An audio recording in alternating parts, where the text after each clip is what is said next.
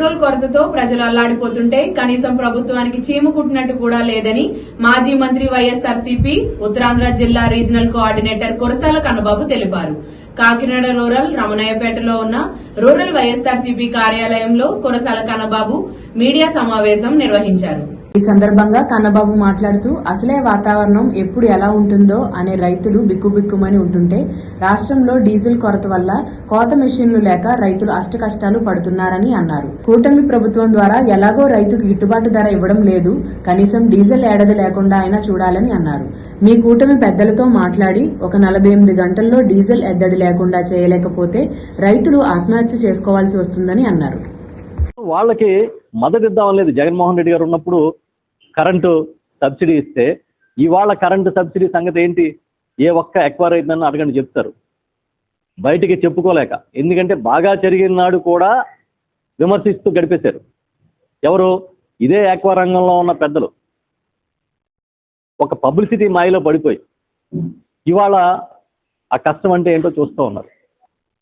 ఈ ప్రభుత్వం యాక్వాకి power cut లేకుండా ఇవ్వండి, ఎందుకంటే ఇది ఈ నెల వచ్చే నెల కానీ కాయకపోతే చెరువులన్నీ నాశనం అయిపోతాయని రైతులు మాకు చెప్తున్నారు.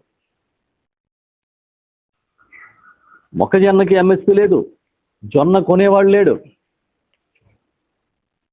శనగ అయితే అయోమయంలో పడిపోయారు రైతులు.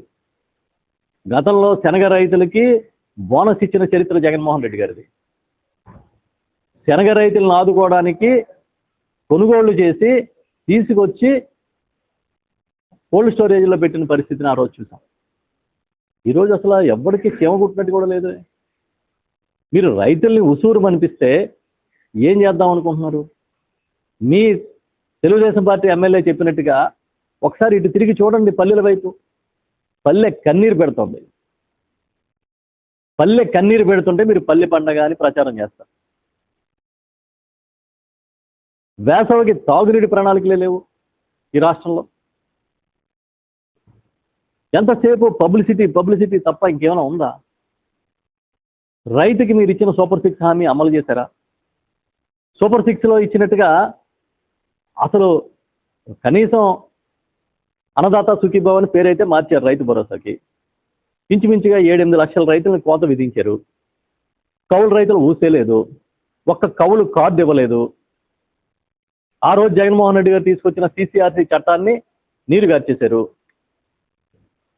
ఇవాళ చూస్తే భయంకరంగా రైతులు ఒత్తిడికిలోనే ఆత్మహత్యలు జరుగుతున్నాయి. ఇంచుమించుగా 400 మందికి పైగా ఈ ప్రభుత్వం వచ్చినప్పటి నుంచి రైతులు ఆత్మహత్యలు చేసుకుంటే ఇంచుమించుగా 2700 మందికి పైగా రైతు కూలీలు ఆత్మహత్యలు చేసుకున్నారని మీ ప్రభుత్వ లెక్కలే చెప్తున్నాయి. ఇది ఎంత దుర్మార్గంగా మీరు వ్యవహరిస్తున్నారనడానికి ఇది ఒక ఉదాహరణ. ఏ ఒక్కరికైనా ఆత్మహత్య చేసుకుని రైతు కుటుంబానికి సాయం చేశారా? కలెక్టర్ల దగ్గర నిధులు పెట్టి ఇప్పించిన విషయం మీరు మర్చిపోయారా? ఎంతసేపు మీరు కార్పొరేట్లు కొమ్ముగేయడం, షో పుటప్ చేయడం, ఆ రోజుకి హెడ్లైన్లు మనం కట్ చేసామా లేదా? రైతుల గురించి మాట్లాడమంటే కోకో సిటీ పెడుతున్నా, లేకపోతే ఫారిన్ ఇన్వెస్ట్మెంట్ని తీసుకొస్తా, ఏదో డ్రోన్లు ఎళ్లే కనిపెట్టినట్టు కొత్తగా పబ్లిసిటీ మీద బతికే కార్యక్రమం తప్ప వాస్తవంగా ప్రజలకి, రైతాంగానికి ఏమిద్దాం అనేది ఆలోచన ఉందా? ఒక పని చేయండి చంద్రబాబు నాయుడు గారు, కాసేపు మీ ప్రభుత్వం ఈగోను పక్కన పెట్టి, కాసేపు మీ అహంభావాన్ని ప్రభుత్వం పక్కన పెట్టి, జగన్మోహన్ రెడ్డి గారు రైతాంగానికి ఆ రోజు ఏ విధంగా సాయం అందించారనేది ఒకసారి సమీక్షించండి, విశ్లేషించుకోండి. మీ ఈగోని పక్కన పెట్టి కరోనాలో జగన్మోహన్ రెడ్డి గారు ఆ రోజు ఏ విధంగా అన్ని వర్గాలకి నిలబడ్డారు, ఇవాళ ఈ ప్రభుత్వం ఎందుకు ఆ విధంగా నిలబడలేకపోతుంది అనేది మీ అహాన్ని పక్కన పెట్టి ఒకసారి విశ్లేషించుకోమని చెప్పి నేను సలహా చెప్తున్నా.